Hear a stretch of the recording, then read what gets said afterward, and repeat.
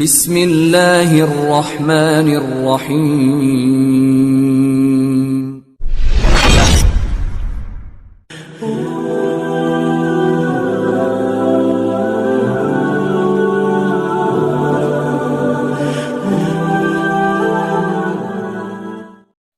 اعوذ باللہ من الشیطان اللعین الرجیم، بسم اللہ الرحمن الرحیم۔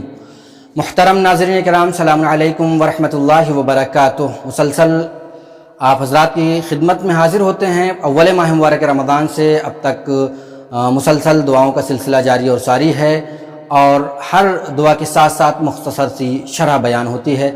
آج 9ویں ماہ مبارک رمضان سے متعلق ہم دعا کی تلاوت کرتے ہیں اور پھر اس کی مختصر سی شرح بیان کرتے ہیں۔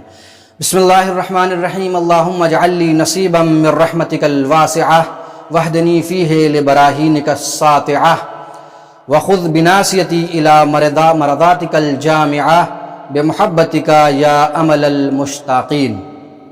محترم ناظرین، مسلسل گفتگو ہو رہی ہے، کبھی ماہ مبارک رمضان کی فضیلت کے سلسلے میں، کبھی افطار کی فضیلت کے سلسلے میں۔ آج کی جو دعا ہے اس میں 2-3 نکات ہیں، جس میں پہلا فقرہ ہے اللہم اجعل لی فیہ نصیبا من رحمتک الواسعہ، یعنی اے میرے اللہ اس دن اپنی رحمت کا مکمل وسیع حصہ قرار دے۔ قرآن مجید میں خداوند عالم ارشاد فرما رہا ہے سورہ انعام کی آیت نمبر 147 میں کہ فقل ربکم ذو رحمت واسعہ، یعنی اے میرے حبیب، اے میرے خدا، اے میرے حبیب محمد مصطفیٰ، کہہ دیجئے کہ تمہارا پروردگار بڑی وسیع رحمت والا ہے۔ واقعاً خداوند عالم کی رحمت کسی سے ڈھکی چھپی نہیں ہے، خداوند عالم سے زیادہ کوئی رحیم نہیں ہے، رحم کرنے والا نہیں ہے۔ اور امام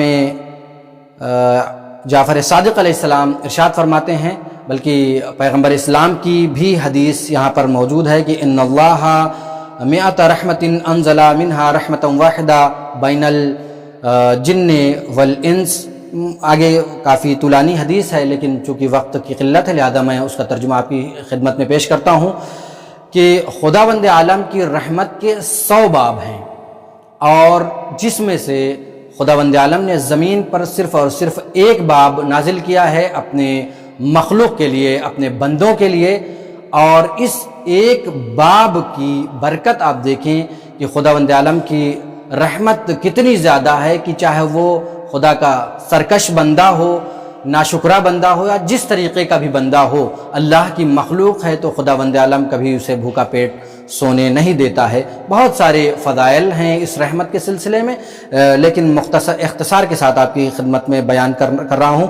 اور اس ایک حصے کو زمین پر نازل کیا ہے، باقی اپنے لیے اس نے محفوظ کر رکھا ہے، اپنے لیے مخصوص کر رکھا ہے 99 حصے، یعنی اس 99 حصے کو اس وقت خداوند عالم اس دن اپنے بندوں کو نوازے گا اس رحمت کے 99 حصوں سے، جب روز قیامت کا دن ہوگا، لوگوں کے چہروں سے ہوائیاں اڑ رہی ہوں گی، لوگ پریشانی کے عالم میں ہوں گے، اس وقت خداوند عالم اپنی رحمت کا دروازہ کھول دے گا۔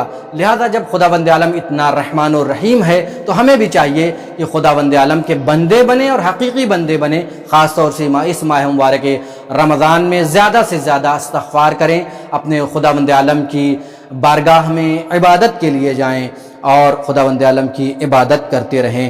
وحدنی، دوسرا فقرہ ہے وحدنی فیہ لبراہینک الساطعہ، اور اس میں میری ہدایت کر، ہم دعا کر رہے ہیں پروردگار سے کہ اس میں میری ہدایت کر اپنی روشن دلیلوں کے ذریعے سے۔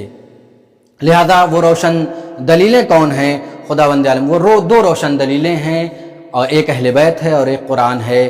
قرآن مجید خود ارشاد فرما رہا ہے انا ہدیناہ السبیل واما شاکرا واما کفورا، یعنی ہم نے تمہیں ہدایت کا راستہ بتا دیا ہے، اب چاہے تم نیک راستے کی طرف چلے جاؤ، انا ہدیناہ السبیل اما شاکرا واما کفورا، اور چاہے تم ناشکرے بندے بن جاؤ، یعنی کفر اختیار کر لو۔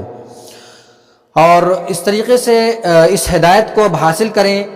اب ہم کس طریقے سے ہدایت کو حاصل کریں تاکہ خداوند عالم کے حقیقی بندوں میں ہمارا شمار ہو؟ اس کے جواب میں آج کی اس دعا کا یہ فقرہ ہے، یعنی جواب میں ہم اس فقرے کی تلاوت کر سکتے ہیں اور اس کو پڑھ سکتے ہیں کہ وحدنی فیہ لبراہین کالساطعہ، اور میری ہدایت کر اپنی روشن دلیلوں کے ذریعے، اور وہ روشن دلیل میں نے عرض کیا کہ اہل بیت ہیں اور قرآن مجید ہے۔ روشن دلیلیں یہی ہیں کہ خود قرآن مجید میں اللہ ارشاد فرما رہا ہے کہ ذالک الکتاب لا ریب فیہ ھدی للمتقین، یعنی اس کتاب میں ذرہ برابر کوئی شک نہیں ہے، گنجائش نہیں ہے۔ ذالک الکتاب لا ریب فیہ ھدی للمتقین، جو متقین کے لیے کی ہدایت کے لیے نازل ہوئی ہے، جسے ہم نے نازل کیا ہے تاکہ متقین کی ہدایت کر سکیں۔ اور اس سلسلے میں حدیث بھی ہے کہ انی تارکم فیکم الثقلین کتاب اللہ عطرتی ما ان تمسکتم بہما، جب ہم اہل بیت کے راستے پر چلیں گے تو اللہ کی رضا کو حاصل کریں گے۔ قرآن اور اہل بیت کو ہم مضبوطی سے تھامیں گے تو اللہ کی رضا کو بھی حاصل کر لیں گے، اور جب اللہ کی رضا کو حاصل کر لیں گے تو واقعاً پھر ہم یہ کہہ سکتے ہیں وَخُذْ بِنَاصِيَتِي إِلَىٰ مَرَضَاتِكَ الْجَامِعَةِ بِمُحَبَّتِكَ يَا أَهْلَ الْمُشْتَاقِينَ، یعنی میری پیشانی کو اپنی جامع خوشنودی کی جانب لے جا اپنی محبت کے ذریعے، اے شوق والوں کی امید اور آرزو۔ آئیے ہم آخر میں دعا کرتے ہیں پروردگار عالم کی بارگاہ میں کہ اے میرے اللہ، ہمیں اپنی رحمت کے سائے میں قرار دے، اور جب روز قیامت ہو، سب کے چہرے سے ہوائیاں اڑ رہی ہوں، اس وقت ہمیں اپنی رحمت کے سائے میں قرار دے اور ہمیں بخش دے۔ وصلی اللہ علی محمد وآلہ الطاہرین، وآخر دعوانا الحمد للہ رب العالمین۔